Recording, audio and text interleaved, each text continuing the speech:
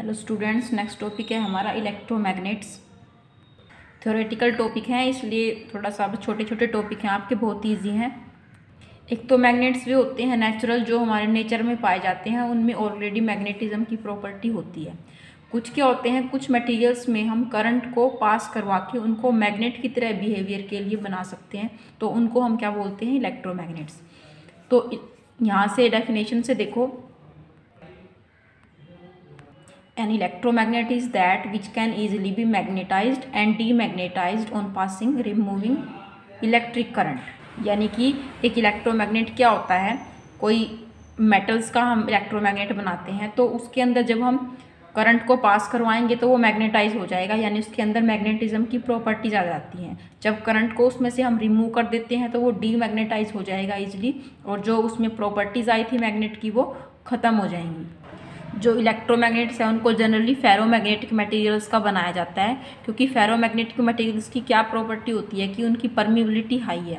High permeability means उनको हम ज़्यादा मैग्नेटाइज कर सकते हैं, ईजिली वो मैग्नेटाइज हो जाते हैं।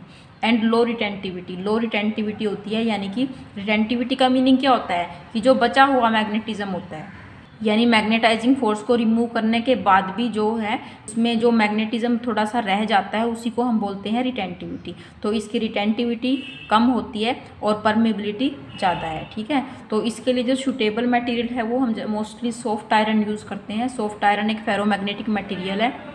अब सॉफ्ट आयरन को हम मैग्नेट कैसे बनाते हैं, उसको एक सोलेनोइड के अंदर रख देते हैं। सोलेनोइड क्या होती है, इंसुलेटेड कॉपर वायर को वाउंड करके, तो जो उसको हम सोलेनोइड बोलते हैं, ठीक है। जैसे जो सोलेनोइड आपको पता भी है, वो एक इंसुलेटेड कॉपर वायर को हम इस तरह से वाउंड कर देते हैं, इसी को हम बोलते हैं सोलेनोइड। तो इसके अंदर हम एक सॉफ्ट आयरन की कोर रख देते हैं और सोलेनोइड के अंदर करंट पास करवाते हैं। तो करंट पास करवाते ही क्या होता है, जो आयरन कोर हमने रखी है उसके अंदर मैग्नेटिज्म जो है आ जाता है, मैग्नेट की प्रॉपर्टीज़ आ जाती हैं। जब करंट को स्विच ऑफ कर देंगे तो मैग्नेटिज्म जो है उसका बिल्कुल इंस्टेंटली रिमूव हो जाता है, यानी स्विच ऑफ होते ही जो मैग्नेटिज्म है वो ख़त्म हो जाता है। क्योंकि हमने अभी पढ़ा है कि उनकी रिटेंटिविटी कम होती है, सॉफ्ट आयरन की रिटेंटिविटी कम है। तो यही मटेरियल्स हमें इलेक्ट्रोमैग्नेट के लिए सूट करते हैं, क्योंकि सिर्फ करंट के पास करवाते ही वो मैग्नेटिज्म शो करे, और जब हम करंट को हटा दें तो वो मैग्नेटिज्म शो ना करे। इस तरह से सोलेनोइड को बना के इसके अंदर एक आयरन रोड को हम रख देंगे और यहाँ पे करंट पास करवा देंगे, तो ये आयरन रोड जो है मैग्नेट की तरह बिहेव करने लग जाएगी।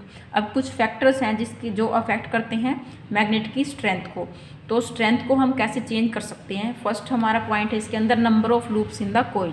यानी अगर इस सोलेनोइड की कोइल के अंदर हम नंबर ऑफ लूप्स को ज़्यादा कर देंगे तो क्या होगा, तो इसका जो मैग्नेटिज्म है वो इंक्रीज़ हो जाएगा, ज़्यादा करंट होगा, ज़्यादा मैग्नेटिक फील्ड क्रिएट होगा और ज़्यादा मैग्नेटिज्म प्रोड्यूस होगा। क्योंकि जो सोलेनोइड का जो मैग्नेटिक फील्ड है उसका फॉर्मूला होता है B = μ0 N × I, ठीक है। तो यहाँ पे μ0 तो परमिबिलिटी है, N क्या है, number of turns, and I is the current. तो N पे डिपेंड कर रहा है, यानी नंबर ऑफ टर्न्स को जितने ज़्यादा इंक्रीज हम करेंगे उतना ही ये मैग्नेटाइज हो जाएगा। सेकेंडली ये डिपेंड कर रहा है I करंट पे, यानी strength of the current past. जितना ज़्यादा करंट उसके अंदर हम फ्लो करवाएंगे उतना ही ज़्यादा वो जो है स्ट्रॉन्ग इलेक्ट्रोमैग्नेट हमारा बनेगा, ठीक है। उसके बाद थर्ड पॉइंट है nature of the core of the electromagnet, यानी परमिबिलिटी पे भी डिपेंड कर रहा है, यानी हमने कैसा मटेरियल उसके अंदर लिया है, हमने स्टील लिया है या फिर सॉफ्ट आयरन लिया है। तो हम वही मैंने बताया अभी कि सॉफ्ट आयरन को हम यूज़ करते हैं क्योंकि उसकी परमिबिलिटी जो है ज़्यादा है। क्लियर। इलेक्ट्रोमैग्नेट्स को हम जैसे जो ट्रांसफार्मर की कोर्स होती हैं उनके अंदर भी जो हम इलेक्ट्रोमैग्नेट को यूज़ करते हैं। इसके अलावा जैसे जनरेटर्स होते हैं, लाउड स्पीकर्स या मोटर्स होती हैं, उनके अंदर भी क्या है, हम बड़े बड़े इलेक्ट्रोमैग्नेट्स यूज़ करते हैं। या जैसे हैवी लोड को उठाता है, हैवी लोड को उठाने के लिए बड़े बड़े इलेक्ट्रोमैग्नेट्स का यूज़ किया जाता है। तो यूजेस में क्या लिख सकते हैं हम, जनरेटर्स में, मोटर्स के अंदर, ओके,